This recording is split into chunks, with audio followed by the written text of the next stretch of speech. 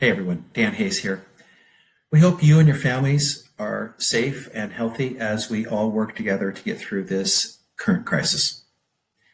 It's April 2nd, a day past the deadline that residents had to submit their documentation and request for rent deferral hardship.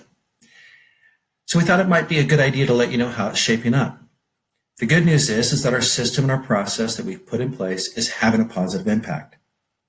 To date, the hardships that requests that we've received represent just at 5% of the units under management, which we believe is a remarkably low number given the circumstances.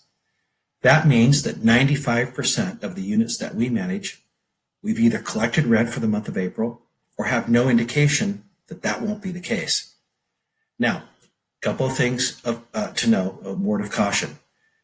We believe we will receive some additional requests over the next couple of days, but everybody knows that they had a deadline of the 1st to let us know. So we feel really good about the numbers that we're seeing. The other thing that I want to make sure you know is that if we've received a request from one of your residents in a property that you own, you already know about it. So if you've not heard, we've not received a hardship request for you.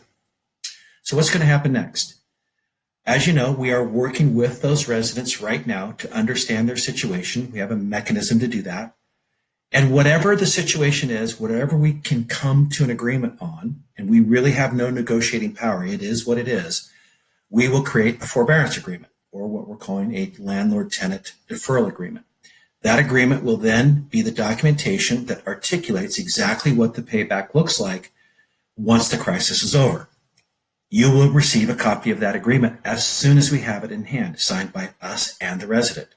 This is your documentation that you can provide to your mortgage holder as proof that you've been negatively impacted by COVID-19.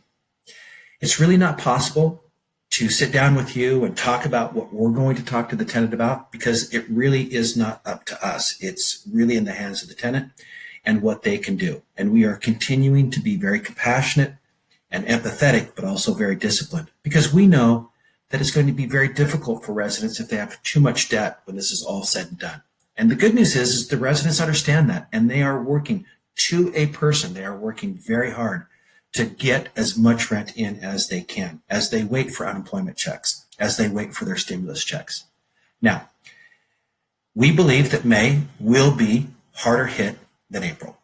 As our elected officials have warned us, the month of April is going to be difficult. We have a very rough 2 weeks, 3 weeks ahead of us. And we believe that obviously that's going to impact us and our ability to collect rent for the month of May. So we'll see how May comes in. We're going to treat that as a separate month, of course. But what we're doing is working, and we're getting through this as best we can. And our team is working hard to represent you well. So good news. Good rent collection in the month of April. If you've had a hardship request, you know it, and you've received that information. If you have any questions or any concerns, of course, give us a call, send us an email. We'll get back to you as soon as we can, but know the team is working hard on your behalf. Thank you. Be well.